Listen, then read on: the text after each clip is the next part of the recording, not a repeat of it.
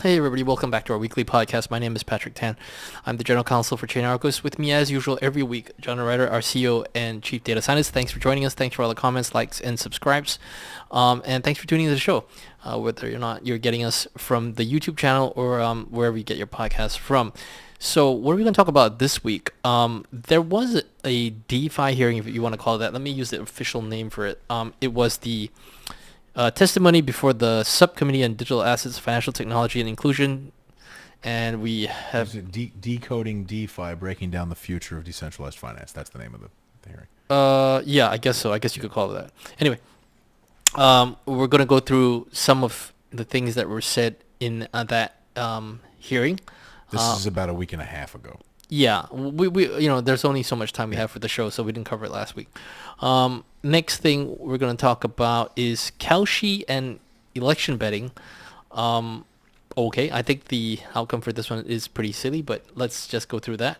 And finally, we're going to go into some data action with TUSD. And once again, you'll probably hear on this show first, there's a lot of stablecoin activity that nobody really pays attention to on these chains that really people should be paying more attention to. We had a discussion earlier in the day about, Tron and stuff like that, but we'll get into that shortly. Let's just jump straight into this DeFi hearing, if that's what you want to call it. So I read through the testimonies of all the different stakeholders, such as it is DeFi Education Fund, Coin Center, and the yada yada yada. So there were four. Yeah, there were four DeFi proponent lobbying group types, and then one group that I think is a multi-issue whatever thing, but they were very anti-DeFi. One group was very much in favor of exemptions for certain types of DeFi groups, and the other was in favor of no exemptions and more enforcement. I think that's a fair summary. That's a fair summary.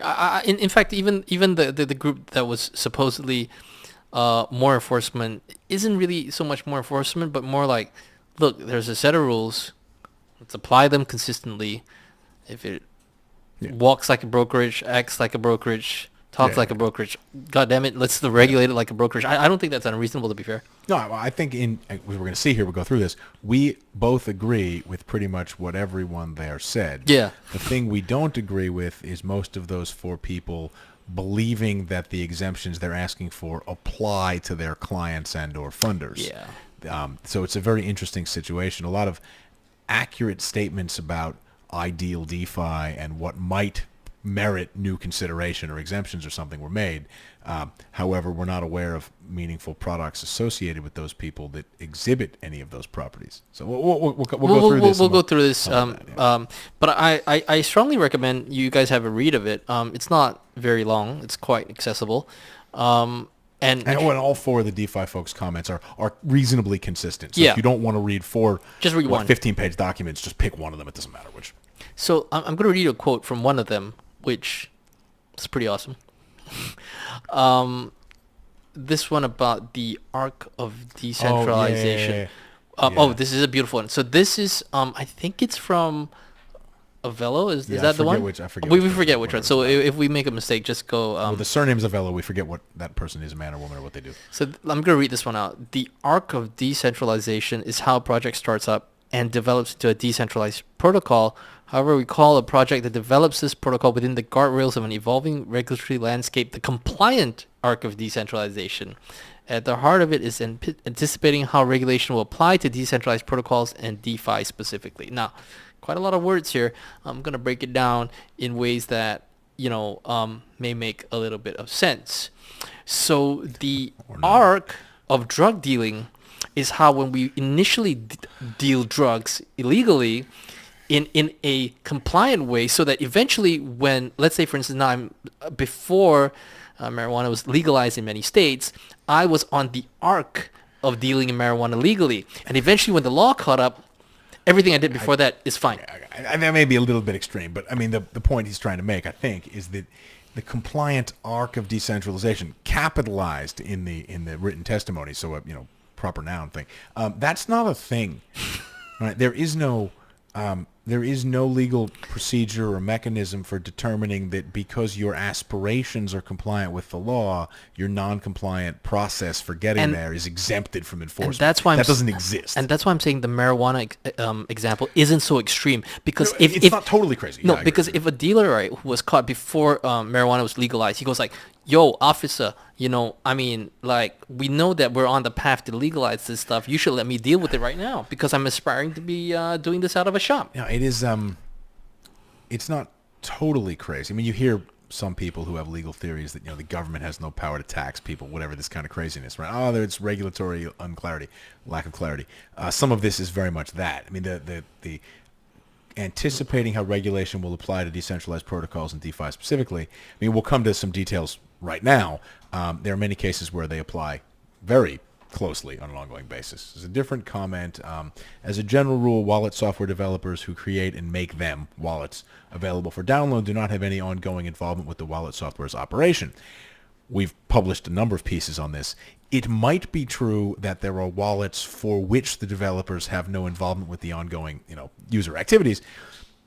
But those aren't the wallets here that are in use that we're talking about, right? The wallets that we've published on and talked about repeatedly have an ongoing relationship with the developers who do air traffic control type work and maintenance work. So while it might be the case that you could imagine a wallet where the developers publish the code and go away and don't collect fees and operate the business on an ongoing basis, those aren't actually the wallets in use that matter.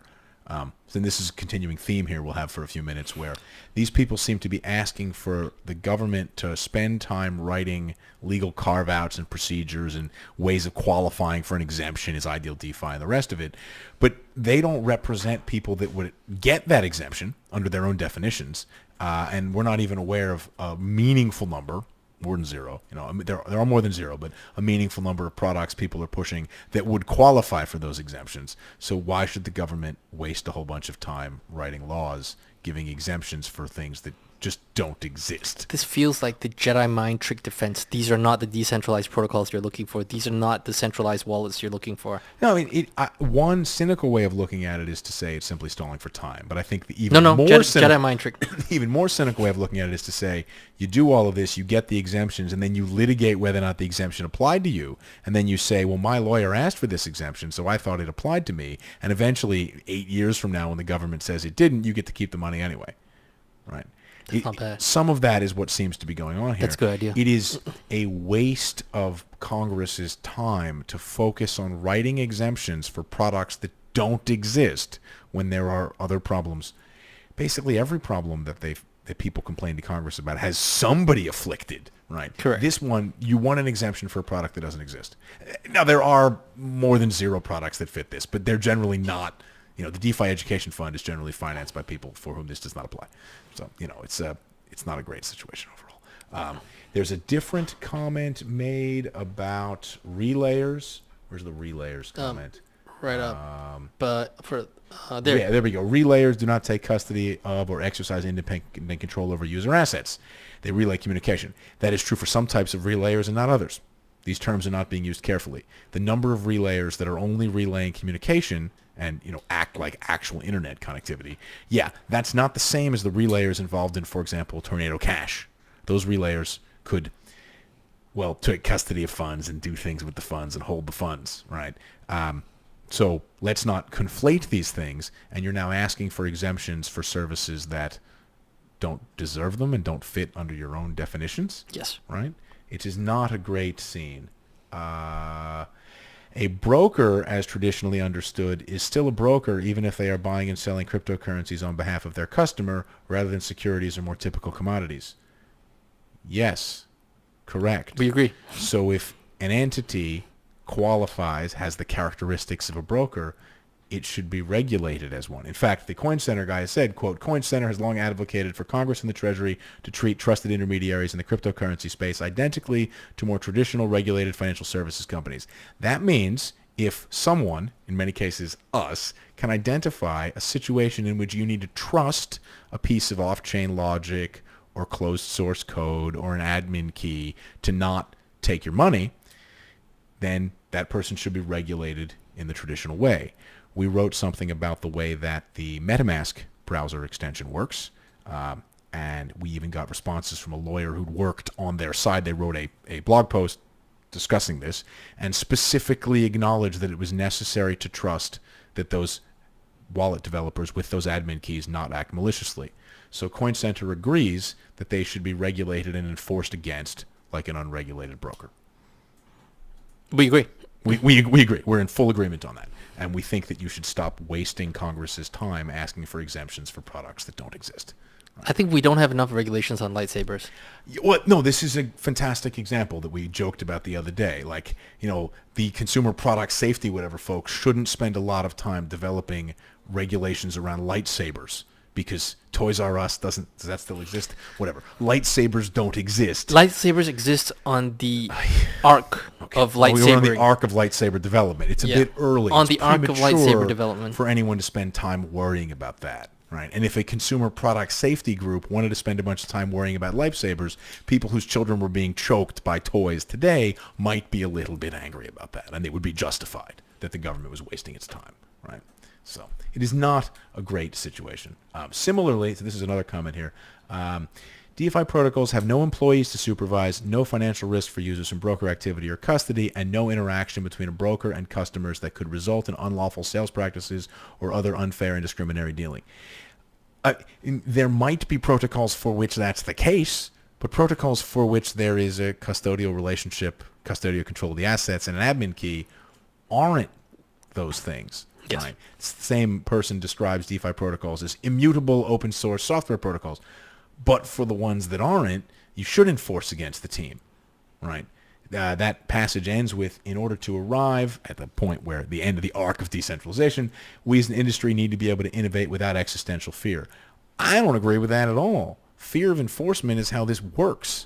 It's more efficient for the government to not have to approve all of your ideas in advance and wait until people get into trouble and enforce against them, because fear of that enforcement keeps you from doing things incorrectly. That is a less expensive and more efficient system to administer. Does it mean more people get screwed than in a situation where everything is tested very, very carefully in advance? Yes. Have I worked in Japan inside large Japanese companies and experienced the process of mapping out every possible failure mode for a new product and understanding so that you can prevent it from happening? Yes. Things move more slowly. You can have things move slowly. You can have things move more quickly. When they move more quickly, more people will get injured. Okay, but you can't have it both ways. The United States is at one end of that spectrum. Have it both ways. Papa John's? I don't need fast food. One of those. Anyway, it's interesting just to see in that there's a lot of requests for exemptions for products that simply aren't products. Okay, let me read you one last bit before we move on to the next topic, because we got to keep the show moving along. This is from I believe the DeFi Education Fund one, and this is about their amicus brief in support of Roman Tornado Cash. Third, the indictment asserts that developers are liable for conspiracy to operate an unregistered money transmitting business when they publish open source software that enables users to engage in peer-to-peer financial transactions, even if they have no ability to change the software and no control over user funds. Ergo, what they're not saying, but by their logic, is that if you have a software platform that has the ability to change the software, but not necessarily change the software code, but change the way the software behaves and control over the user funds, therefore you must be responsible for it. And we agree. Similarly, there's a little bit of conflation here. They use the word, publishing code. Writing code and publishing it, the Federalist Papers is a pamphlet, right? That's the classic American example of publishing a speech that's politically questionable, is not the same as deploying an operating system. Correct. Publishing code into a machine that runs and answers queries and runs back and forth isn't the same. So speech is speech. Action is action. Publishing code on GitHub is like publishing a book. It's like publishing the Federalist Papers. Publishing code onto a blockchain is not the same. And we know this. We know this because publishing instructions for making crystal meth is legal and selling crystal meth is not. Yes. But it could be on the arc of drug use, the arc of legalized drug use. Somewhere between having the chemical formula and doing the chemistry, you flip from being a researcher or whatever, from being a chemist to being a criminal. And that's because there's fundamentally a difference between writing the formulas and buying the chemicals and doing the work. Right? You've all seen Breaking Bad. People know it's not that difficult. I'm of the view that Walter White was on that arc. He was, and given a little bit more time, he would have made it. The show is his full arc of decentralization. There you go. All right, so let's move on. Kalshi and election betting. Oh, this is fantastic. So I'll bring up the exact. The next one's got the exact corpus. Okay, so this is a company that wanted to do election betting and other political outcomes, and the CFTC tried to take some action against them. So this is related to Polymarket and all of this betting on whatever real world outcomes. It's not that blockchains allow this. This has always been allowed. There's been election betting for decades, as I've mentioned many times, having followed the data such as it is for years. So here. These people, basically, the CFTC tried to go after them, and they'd said, no, that's outside your purview. I'm going to read exactly what the judge wrote because it's a beautiful paragraph. It's on, I think, page 2 of the judgment. It's definitely worth reading. Mm-hmm. Although the court acknowledges the CFTC's concern that allowing the public to trade on the outcome of elections threatens the public interest, this court has no occasion to consider that argument. This case is not about whether the court likes Kalshi's product or thinks trading it is a good idea.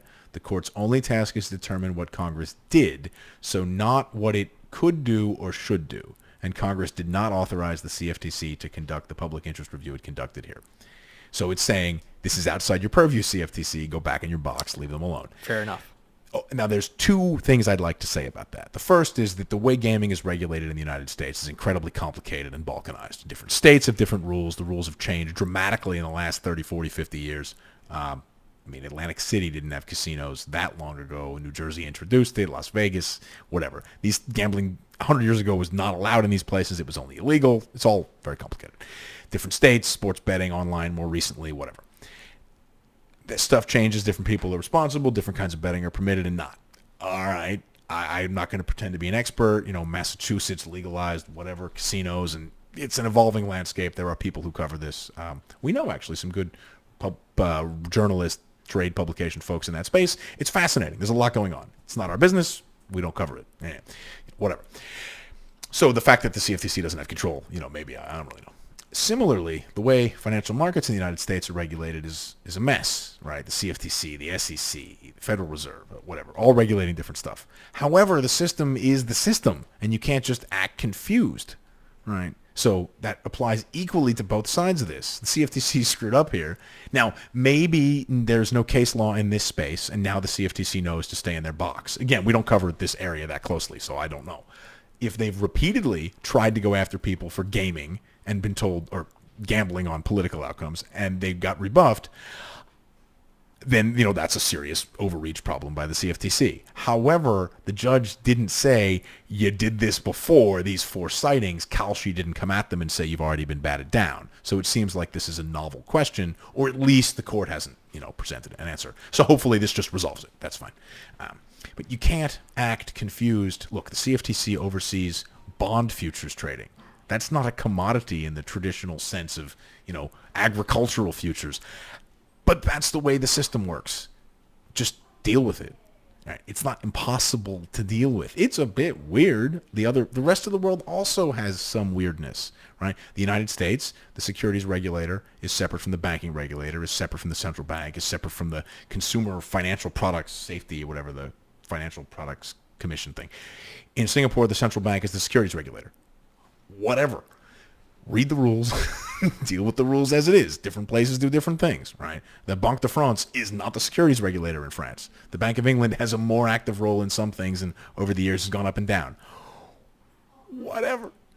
There's a system. It's pretty well understood because basically all countries, developed, emerging markets, whatever, have a central bank, some kind of securities regulator that may or may not be the central bank, and a bunch of lawyers that do this stuff. Fine. In this case, we're just assuming that the government hasn't just wildly overstepped and the CFTC thought it had a public interest ability to overview this, didn't, got slapped and stopped. I assume they'll just accept it and move on. The court is pretty dismissive of their arguments. Yeah. I don't think that's unreasonable. It's not a win or loss for anybody. It's just clarity on how this works. That's fine. But this is not a situation where was extremely clear before. The DeFi stuff we talked about earlier and a lot of the financial intermediation are just super clear.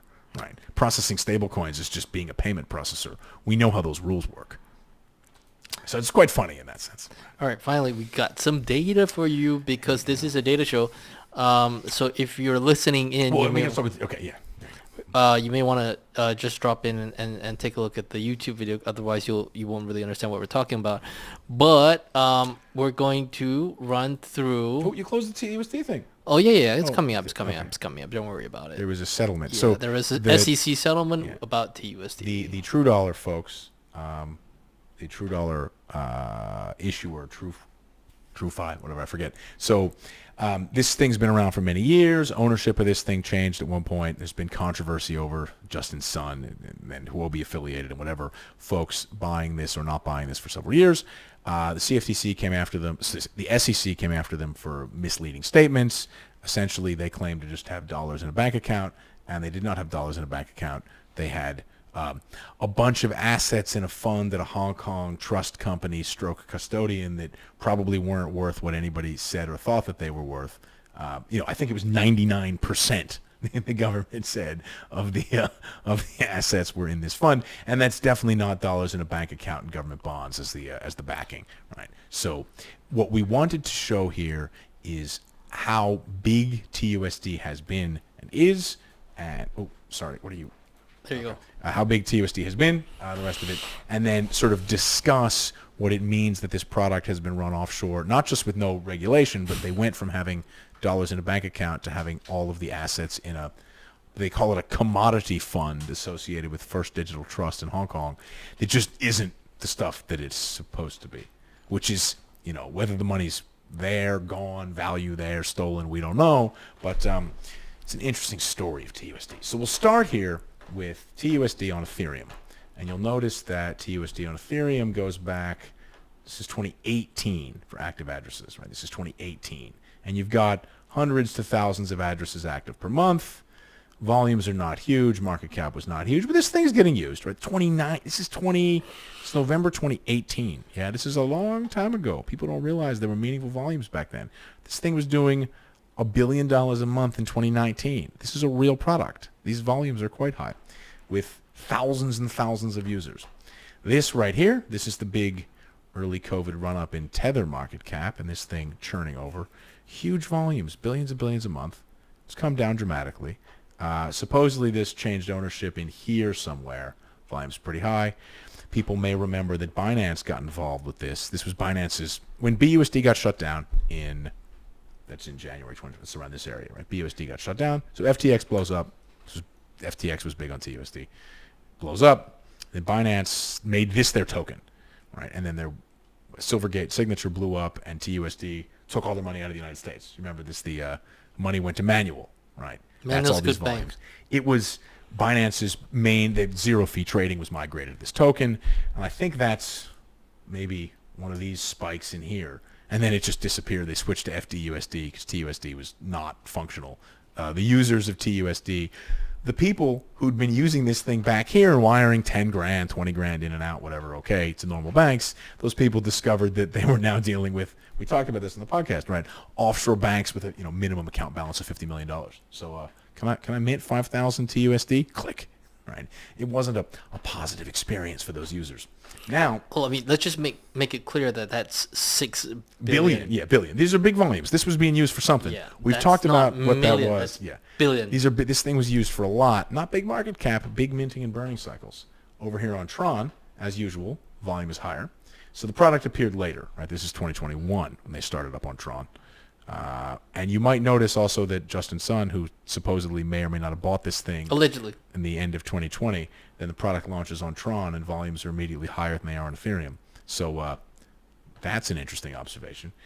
I don't know what happened here in July of 2021 when a tremendous number of addresses received it, but clearly they never... Clearly, this was a TUSD airdrop. I mean, they're irrelevant amounts because they never sent it out again because there are not this many addresses in use. And then you've got, a couple thousand, 5,000, whatever, on the order of the stuff there. Big volumes. So this is a token that, sort of went a bit awry. Ownership changed. It moved further and further offshore. And now, according to the U.S. government and a settlement, whatever, all of the assets sit in some fund in Hong Kong. Nobody knows what's in there, if it's worth anything, if the money's still around, if the money went somewhere else, whatever it is. All the assets. Now, I just want to point out that a lot of the early money into TUSD, big stuff in TUSD, came in and out of and was related to another token nobody's ever remembered called the Huobi dollar. It's back when Huobi had their own thing. Thousands of addresses, 2019, 2020, over 12 billion a month, the Huobi dollar. Look at the size of this thing, right? Big stuff. A lot of this money ended up in TUSD. And then money back and forth, some of the same users. People are only coming around to starting to deal with historical stablecoin problems now. So this product here, that on Ethereum in 2019 was doing $1 billion in volume a month, right? $1 billion in stablecoin volume a month in 2019, right? Most people involved have absolutely no idea anything like that was happening at all. USDC had a market cap of $64. You could only buy lunch by using the entire market cap of the token. It wasn't quite that small. It was very small, though. They're only starting to take action against recent egregious behaviors there, at which point they get access to more records and go back, right? I don't know what anyone thinks was happening with the Huobi dollar and the over $1 billion in monthly volume in July 2020, or the over $10 billion in monthly volume in May 2021, May 2021. We've got $13 billion in May 2021. And, addresses, right? Similarly, what kind of token airdrop spam irrelevant amounts was this? Something happened here, right? There's definitely questionable stuff going on in these products that the government is only starting to understand to deal with. I had a brief Twitter exchange with some people about whether or not some of this is counterfeiting. I don't think this stuff is counterfeiting because these people aren't pretending these are US dollar banknotes. But there's almost certainly some sort of questionable behavior here in that a token that no one's ever used not many people have ever used, is doing these kinds of, and then it vanished. So Huobi yanked this token, the peg disappeared, the backing was gone, the money all moved somewhere else. I think they migrated into TUSD, actually, around the time that Justin Sun bought Huobi. There's a lot to be uncovered and understood here, none of which was hidden particularly well. It's just that back in the 2019, 2020 era, this era back here, these folks, there wasn't nearly as much interaction with regular old North America, Western Europe retail. These are separate things. U.S. banking system, not the same folks, though. A lot more unrestricted cross-border capital flow type action. And it's going to be interesting to watch as that gets investigated and prosecuted further. Indeed. Yeah. And on that note, thanks for tuning in. Thanks for watching the show. Thanks for watching the podcast. And we will see you again next week. Have a great weekend. Bye-bye. Yep.